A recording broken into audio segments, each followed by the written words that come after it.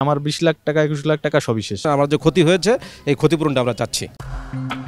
বিনিয়োগকারীর অনুমতি না নিয়ে তার অর্থ দিয়ে শেয়ার কেনা, বেনিফিশিয়ারি ওয়ার্নার্স কোডে মার্জিন লোন নেওয়া নিয়ম বহির্ভূত কাজ।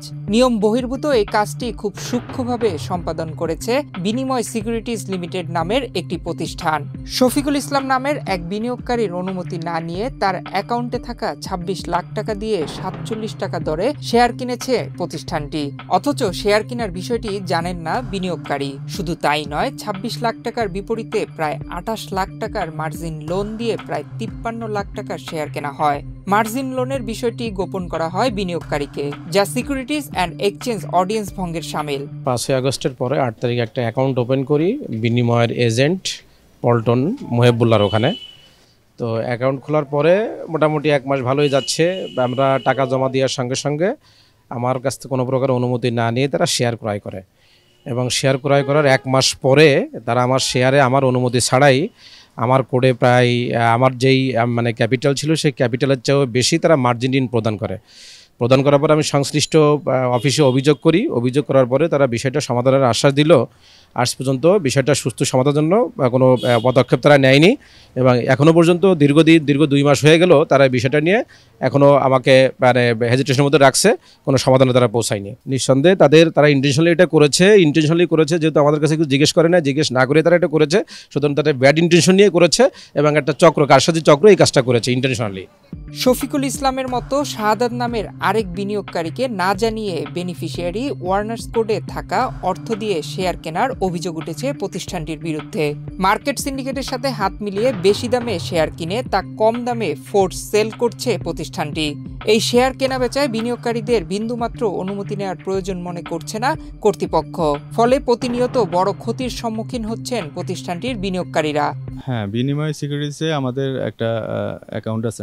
ওদের যেটা বিও অ্যাকাউন্ট সেটা হলো আমার হচ্ছে 15-13।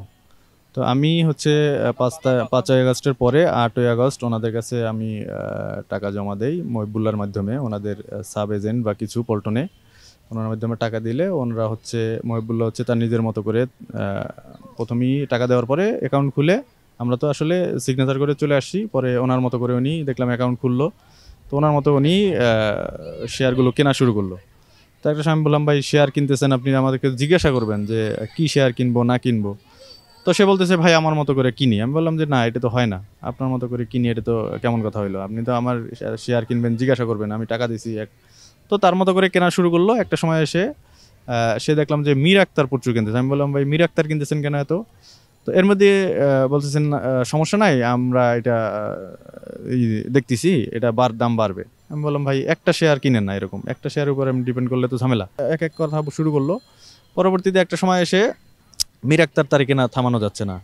তো আমি বললাম যে ভাই মীর আক্তার আর কিনেন না আপনি। একদিন হঠাৎ করে বললাম যে ভাই আজকে আমার মীর আক্তার 47-এর উপরে আছে, আপনি মীর আক্তার 20,000 ছেড়ে দেন। বলছে আচ্ছা দেখতেছি বলে বিকালে আমার কাছে মেসেজ আসলো, সেটা হলো যে 48-এর উপরে 48 সামথিং সে আরও 20,000 মানে মীর আক্তার ক্রয় করছে।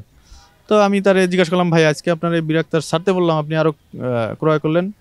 তো ওই সময় যখন মানে এক কথায় 2 কথায় ওনাকে যখন বেশি মার্কেটিং করতেছে, উনি বলতেছে, ভাই আমাদের তো মীর আক্তার অনেক কেনা আছে, ওইগুলা আমরা হচ্ছে 1 কোট থেকে আর 1 কোটে নিয়ে যাচ্ছি। কয়েকদিন পরে দেখলাম যে আমাদের অ্যাকাউন্টে মার্জিন। তো বললাম, ভাই মার্জিন কেন? আমার নন মার্জিন অ্যাকাউন্ট আপনি মার্জিন করে দিলেন কিভাবে? আপনার তো আমি লোন নিতে বলি নাই। বলছে সমস্যা নাই, এটা তো লোন না, আমরা লোন দেই না, আমাদের কোম্পানির কিছু অ্যাকাউন্টে টাকা থাকে, ওইটা দিয়ে আমরা কিনে নিছি, এটা লোন না, এটা আমরা কখনো লোন দেই না। তো আমরা এরপরে মার্জিন নিয়ে একটু ঘাটাঘাটি করলাম যে মার্জিন দিলে আবার এটা তো মানে নিজের ইচ্ছা মতো করা সম্ভব না, মার্জিন দিছে মানে তো লোন। পরবর্তীতে আমাদের ভাই ব্রাদার সাথে কথা বলে দেখলাম যে না, সত্যি সত্যি সে মার্জিন দেওয়া মানি সে টাকা কাটবি, তার কথার কোনো ভ্যালু নাই। তো একটা সময় এসে আমরা হচ্ছে বিনিময়ে অফিসে গেলে এর মধ্যে যেটা হয়েছে, আমার তো আসলে একটা মেইল নম্বর দেওয়া থাকে, তো মেইল নম্বরটা হচ্ছে ওনারা ভুল দিয়ে রাখছে। হ্যাঁ, ইভেন এটা আমার ক্ষেত্রে হয়েছে, আরও আপনি খোঁজখবর নিয়ে দেখবেন, আমি আপনার অ্যাড্রেস দিতে পারবো, আরও একজনের ক্ষেত্রে সেম। হ্যাঁ, মানে মেইল নম্বর ভুল দিয়া তারা হচ্ছে ওই যে পোর্টফোলিও যখন চাওয়া হতো তখন হচ্ছে তারা হোয়াটসঅ্যাপে পোর্টফোলিও দিত। আমাদের যে পোর্টফোলিও সেখানে বলা মানে ওনাদের পোর্টফোলিওতে লোন রেশিও দেওয়া আছে 0.5, মানে আমি 1 টাকা দিলে সে 50 পয়সা আমার লোন দিবে। কিন্তু এখানে লোন দিয়েছে, আপনি দেখবেন যে আমার লাস্ট একটা পোর্টফোলিও সে 47 লাখ, মানে আমি 20,62,000 এগেইনস্টে সে 47 লাখ প্লাস শেয়ার কিনছে। তার মানে আমার 20 লাখের এগেনস্টে সে প্রায় 26 বা 27 লাখ টাকা লোন দিয়েছে। এটা কিভাবে সম্ভব? মানে জোর করে আমারে একদম আমার বিনিময় এবং এই যে মহিবুল্লাহ চক্র মিলে আমাকে একদম পথে বসানোর অবস্থা করে ফেলছে লোন দেওয়ার মাধ্যমে। শফিকুল ইসলাম ও শাহাদাত হোসেনকে না জানিয়ে তাদের বিও অ্যাকাউন্টে থাকা অর্থ এবং মার্জিন লোন দিয়ে শেয়ার কেনার কয়েকটি কাগজ এসেছে বাংলাদেশ প্রতিদিনের হাতে। কাগজ বিশ্লেষণ করে দেখা যায় মার্জিন ঋণের রেশিও 0.50% দেখানো হয়েছে। সে হিসেবে 26 লাখ টাকা শেয়ারের বিপরীতে প্রতিষ্ঠানটি মার্জিন ঋণ 13 লাখ টাকা নেওয়ার কথা। তবে 13 লাখ টাকা না নিয়ে নিয়ম বহির্ভূতভাবে প্রায় 28 লাখ টাকা মার্জিন ঋণ নেওয়া হয়েছে। ছাত্র জনতার অভ্যুত্থানে সরকার পতনের পর পুঁজিবাজার স্থিতিশীল হবে এমন আশা নিয়ে বিনিময় সিকিউরিটিজ লিমিটেডের ট্রেডার মহিবুল্লাহর সঙ্গে যোগাযোগ করে শেয়ার ক্রয় করেন শফিকুল ইসলাম এবং শাহাদাত হোসেন। কিন্তু তারা জানতেন না এই মহিবুল্লাহ একসময় তাদের কষ্টার্জিত অর্থ হাতিয়ে নিতে নানা পন্থা অবলম্বন করবেন। তারা কেন এত লোন দিয়ে আমাদেরকে আমাদের আর্থিক ক্ষতি করলো, মানসিক তো ক্ষতি করছেই, ঠিক আছে। আর এখন তো তাদের সাথে কথাই বলা যায় না, এই একটা অবস্থা। খুব খারাপ অবস্থা যাচ্ছে ভাই। সবই শেষ। আমার 20 লাখ টাকা 21 লাখ টাকা সবই শেষ বলতে গেলে ওদের এই চক্রান্তের কারণে। বিনিময় সিকিউরিটিজ লিমিটেডের ট্রেডার মহিবুল্লাহর প্রতারণার এমন অভিনব কৌশল দেখে হতবাক শফিকুল ইসলাম। পরবর্তী নির্দেশনা না দেওয়া পর্যন্ত নিজের শেয়ার বিক্রি করতে বিনিময় সিকিউরিটিজ বরাবর একটি চিঠি দেয় ভুক্তভোগী শফিকুল ইসলাম। তবু চিঠির তোয়াক্কা না করে প্রায় 10 লাখ টাকার শেয়ার বিক্রি করা হয়। আমাদের চাওয়া হলো এই আমাদের যে মার্জিন লোন দিয়েছে আমাদের অনুমতি ছাড়া এই মার্জিন লোনের এই যে ভায়োলেশন করেছে security exchange commission rules regulation violation, আমার যে ক্ষতি হয়েছে এই ক্ষতিপূরণটা আমরা চাচ্ছি। শফিকুল ইসলাম এবং শাহাদাত হোসেনের অভিযোগের বিষয়ে কথা বলার চেষ্টা করা হয় বিনিময় সিকিউরিটিজ লিমিটেডের ব্যবস্থাপনা পরিচালক খুরশিদ আলমের সঙ্গে, তবে তাকে অফিসে পাওয়া যায়নি। তবে বিনিময় সিকিউরিটিজ লিমিটেডের কর্মকর্তারা ভুক্তভোগীদের বিষয়ে কর্তৃপক্ষের দায় আছে বলে স্বীকার করেন। আমাদের পাড়ার কোনো রাস্তা নেই, আইনত কোনো রকমের রাস্তা নেই। আমি আগে আপনাকে মূল কিছু প্রশ্ন উত্তর দিয়ে তারপরে ডিটেল জায়গায় যাই। আইনত কোনো রাস্তা নেই। এরপর আপনি দ্বিতীয় প্রশ্ন যেটা আপনি করেন নাই, কিন্তু আমি আপনার হয়ে প্রশ্নটা করি যে আপনি কি কোনো দায় নেই এই ঘটনার মধ্যে? আমাদের দায় আছে, ঠিক আছে। আমি সহজ করার জন্য এভাবে বলছি, হ্যাঁ আমাদের দায় আছে।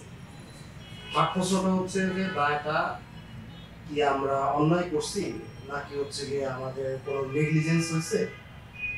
একটা পানিশমেন্ট এক এক রকম, আপনি সেটাই করবেন, সেটা বাড়ি দেখবেন। আমি আমার জায়গা থেকে যতটুকু বলছি যে আমাদের কিছু নেগলিজেন্স হয়েছে।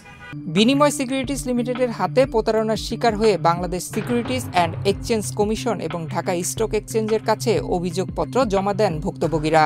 ভুক্তভোগীদের অভিযোগের ভিত্তিতে একটি তদন্ত কমিটি গঠন করেছে ঢাকা স্টক এক্সচেঞ্জ। সূত্র বলছে তদন্ত কমিটি বিনিময় সিকিউরিটিজ লিমিটেডের অনেক অনিয়ম পেয়েছেন। বিনিয়োগকারীদের সঙ্গে বিনিময় সিকিউরিটিজ লিমিটেডের এমন কর্মকাণ্ড নিয়ে কথা হয় ঢাকা স্টক এক্সচেঞ্জের ভারপ্রাপ্ত ব্যবস্থাপনা পরিচালকের সঙ্গে। অভিযোগের বিষয় নিয়ে কাজ চলছে বলে জানিয়েছেন তিনি। কমপ্লেন পাওয়ার পরে এটা ক্লাসিফাই করা হয়, হ্যাঁ এটা কি টাইপের কমপ্লেন, ঠিক আছে।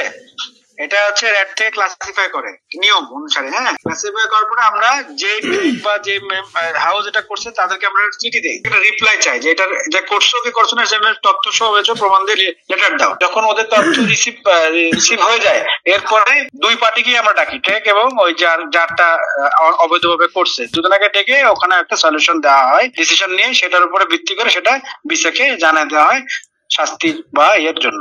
আমরা এখন ওই ওদের থেকে উত্তর পেয়ে গেছি, এখন দুই পার্টিকে ডাকবো, এই জায়গায় আছে। আমি এত দূর তথ্য তো দিতে পারবো না এখনো, কারণ আমি আপনাকে যেটুকু কোন বলতে পারছি ওইটুকুই বলে দিলাম এই তথ্যের আমরা কোন জায়গাটায় আছি। হ্যাঁ, এদিকে ভুক্তভোগীদের অভিযোগের বিষয়ে কথা বলার চেষ্টা করা হয় বাংলাদেশ সিকিউরিটি অ্যান্ড এক্সচেঞ্জ কমিশনের মুখপাত্র মোহাম্মদ রেজাউল করিমের সঙ্গে। অফিসে গিয়ে তাকে পাওয়া যায়নি।